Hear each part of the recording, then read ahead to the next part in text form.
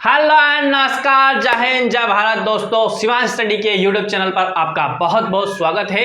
Daily current affairs की series चल रही है और उस सीरीज में हम देखते हैं आज के मुख्य करंट अफेयर्स क्या है।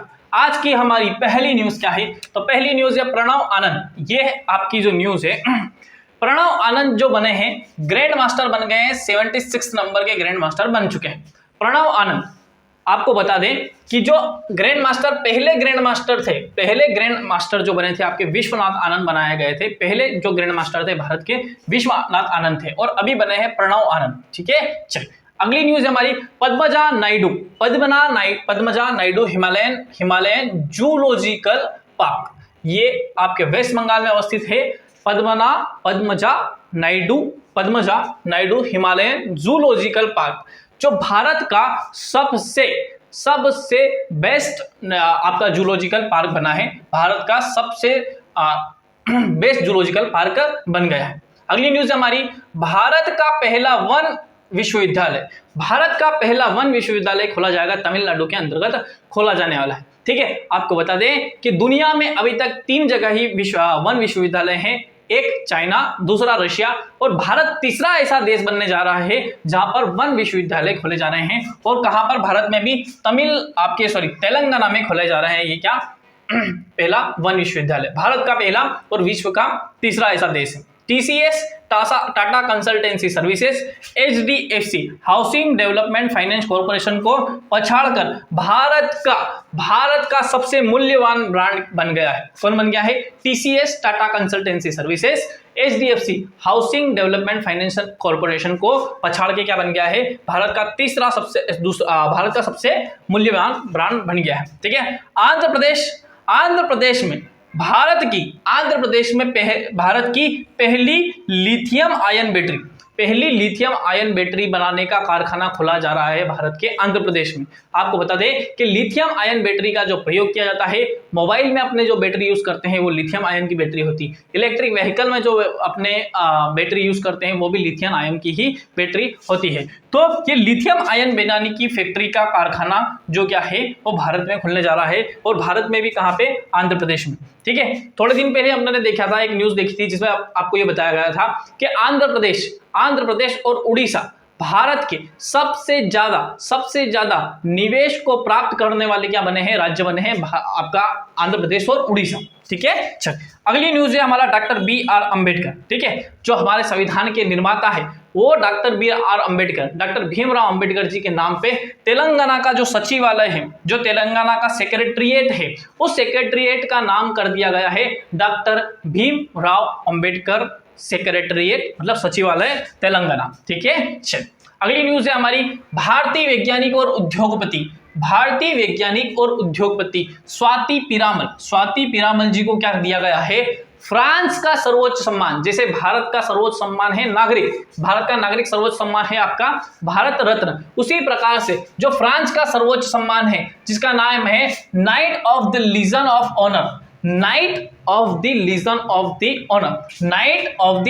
ऑफ ऑनर, इससे सम्मानित किया गया है भारतीय उद्योगपति एवं एक साइंटिस्ट है जिनका नाम है स्वाति पीरामल जी। इनको क्या किया गया है? सम्मानित किया गया है। आपको बता दें कि फ्रांस की राजधानी पेरिस है और पेरिस में ही एफिल टावर पड़ता है, और आपको बता दें कि इसे सूरा और सुंदरिया का देश भी कहा जाता है फ्रांस को। ठीक है, अगली न्यूज है हमारी श्रीनगर भारत का पहला मल्टीप्लेक्स श्रीनगर का पहला मल्टीप्लेक्स का शुभारंभ किया है आपके वहां के उपराज्यपाल मनोज सिन्हा के द्वारा। मनोज सिन्हा जी जो कि जम्मू एंड कश्मीर संघ शासित प्रदेश के क्या है? आपके राज्यपाल है, उपराज्यपाल है। ठीक है, उन्होंने श्रीनगर का पहला मल्टीप्लेक्स क्या किया गया है? का शुभारंभ किया है। आइनॉक्स कंपनी के द्वारा इसको संचालित किया जाएगा। ठीक है, अगली न्यूज है G20 शिखर सम्मेलन। G20 का अर्थ होता है ग्रुप ऑफ 20 यानी 20 देशों का ऐसा समूह जो विकसित है और विकासशील है, विकसित देश है और विकासशील देश है, उन देशों का एक ऐसा समूह है जो क्या करता है, एक अंतर सरकारी सम्मेलन करता है प्रत्येक वर्ष, ठीक है, जिसमें विश्व की जीडीपी का 75% हिस्सा है। इन 20 देशों में, इन 20 देशों की अगर जीडीपी, पूरे वर्ल्ड की जीडीपी मिला लें तो इन 20 देशों के पास में 75%, लगभग 75% जीडीपी आती है इन 20 देशों के पास में। और पॉपुलेशन के हिसाब से देखें तो, पॉपुलेशन के हिसाब से देखें तो लगभग 1/3 पॉपुलेशन आती है, मतलब 33.33% पॉपुलेशन को क्या करता है, ये कवर करता है। इसलिए ये क्या हो जाता है, एक महत्वपूर्ण संगठन हो जाता है G20, जिसको बोलते हैं ग्रुप्स ऑफ 20, जिसमें भारत भी सम्मिलित है। और इस ग्रुप्स ऑफ 20 की जो मीटिंग होगी, अगली जो वार्षिक सम्मेलन होता है, और जो होगी भारत में आयोजित की जाएगी, और भारत में भी कहाँ आयोजित की जाएगी, दिल्ली, भारत की राजधानी जो है दिल्ली, नई दिल्ली में इसको क्या किया जाएगा, आयोजित किया जाएगा। मतलब अगले साल सितंबर में जब ये सम्मेलन होगा तो ये सारे G20 देशों के सारे जो राष्ट्राध्यक्ष होते हैं वो क्या होंगे, इसमें सम्मिलित होंगे, ठीक है। चल, उसके बाद में आपको बता दें कि हाल ही में एक बड़ा प्रोग्राम हुआ है जिसके तहत क्या किया गया है, कूनो नेशनल पार्क जो कि श्योपुर मध्य प्रदेश के अंतर्गत आता है, वहां पर क्या किया गया है, फिर से चीता को लाया गया है। अब जो चीता को वापस लेकर जो आया गया है, उस प्रोग्राम का नाम क्या रखा है, तो उस प्रोग्राम का नाम रखा है चीता री इंट्रोडक्शन प्रोग्राम। इस प्रोग्राम का नाम रखा है चीता री इंट्रोडक्शन प्रोग्राम, ठीक है। और यह प्रोग्राम चलाया गया है भारतीय वन संस्थान के द्वारा। भारतीय वन संस्थान का जो मुख्यालय पड़ता है वो देहरादून में पड़ता है। तो चीता री इंट्रोडक्शन प्रोग्राम के तहत क्या किया गया है, भारत में मध्य प्रदेश के कूनो नेशनल पार्क में क्या किया गया है, चीतों को वापस से लाया गया है। आपको बता दें कि जो ये चीते थे ये 2 कॉन्टिनेंट पे पाए जाते हैं, एक अफ्रीका में पाए जाते हैं और एक पाए जाते हैं एशिया महाद्वीप पे, दोनों महाद्वीप पर पाए जाते हैं। अब इन दोनों महाद्वीप पर पाए जाते हैं और ये